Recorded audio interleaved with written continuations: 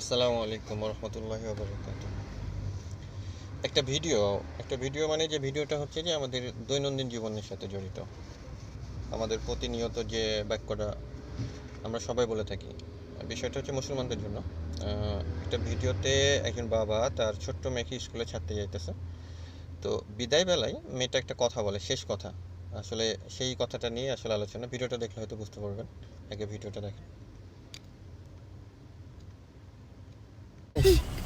والله تخيل كذا نسيوني. قصدك انهم سلم عليهم في عالم النسيان، في عالم النسيان احنا.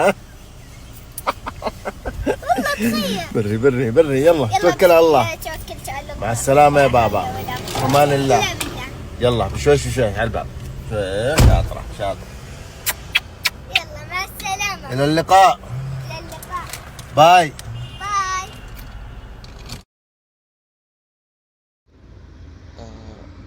বিষয়টা হচ্ছে যে ছোট বাচ্চারা যখন শেষ বিদায় নেয় তার বাবার কাছ থেকে, তখন বলে যে মা আসসালাম। মা আসসালামা শব্দের অর্থ হচ্ছে যে শুভ বিদায় বা ভালো থেকো। ঠিক আছে? তো এটা সাধারণত আমাদের দেশে কখনোই ব্যবহার করা হয় না।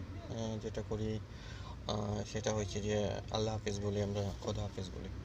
তো আমি আসলে এই শব্দটা 2015 সালে প্রথম শুনছিলাম আমার এক ইথিওপিয়ান কলিগের কাছ থেকে। তো আমরা যখন কফি শপে জব করতাম, তো বিভিন্ন ব্যাচ থেকে সবাইকে ড্রাইভার উঠিয়ে নিয়ে আমাদের অ্যাকোমোডেশনের শেয়ার আগে ইথিওপিয়া তার ফ্যামিলিতে থাকতো, তো বাসার সময় তাকে খেয়ে দেওয়া হতো। তো বাসা থেকে যখন সে বাসার কাছে যে পৌঁছালো, তখন গাড়ি থেকে নামার পরে সবার উদ্দেশ্যে বললো মা আসসালাম। তা আমি তখন প্রথম শুনি। তো 2015 2024 প্রায় 9 বছর আগের ঘটনা বলতেছি। তারপর থেকেও কিন্তু আমি আল্লাহ হাফিজ খোদা হাফিজ ব্যবহার করে থাকি। তো রিসেন্টলি গত বছরের ঘটনা বলছি, আমি ভ্যাকেশনে যখন দেশে যাই, তখন আমার এলাকার এক বড় ভাইয়ের সাথে এই বিষয় নিয়ে আলোচনা করা হয়। যে খোদা হাফেজ বা আল্লাহ হাফেজ, যেহেতু খোদা বলে কোনো শব্দই নাই, হয়তো এটা মনে হয় তুর্কি কিংবা ফার্সি শব্দ হতে পারে। আর আল্লাহ হাফেজ, তো ওনার কথা হচ্ছে যে আল্লাহ হচ্ছে আমাদের সৃষ্টিকর্তা, তো আল্লাহ কীভাবে হাফেজ হইতে পারে, উনি আমাকে যুক্তি দেখাচ্ছেন। তো আমার কাছে এরকম সন্দেহ লাগলো যে আসলে আল্লাহ আল্লাহ, তার সাথে তো হাফেজ যোগ করার কোনো কথা আসে না।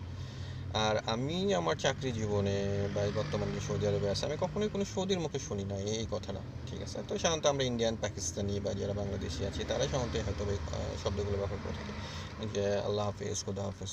তো খোদা নিয়েও অনেকের কথা আছে যে আসলে খোদা কোনো শব্দ না, যেহেতু খোদা কোরআনে কোথাও নাই, বাংলাতেও বা অনুবাদেও যেহেতু কোরআনে কোনো জায়গাতে নেই, সব জায়গাতে আল্লাহ বলে কথা বলা আছে।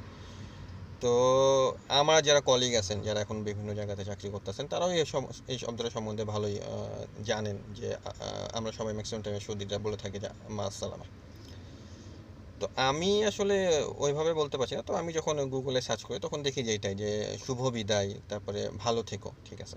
তো মা আসসালামার কথাটা, তা আমি আসলে এটাই রিকোয়েস্ট করতেছি যে আসলে এই শব্দগুলো চেঞ্জ করে দেওয়া উচিত, দিয়ে পরবর্তীতে যে শব্দটা মা আসসালামা, এটা আমার মনে হয় ব্যবহার করা সবচেয়ে ভালো। আর যারা আরও বেশি ইসলাম সম্বন্ধে জানেন, লেখাপড়া করেন, তাদের কাছে হয়তো জিজ্ঞেস করলে আরও মনে হয় ভালো হয় আর কি।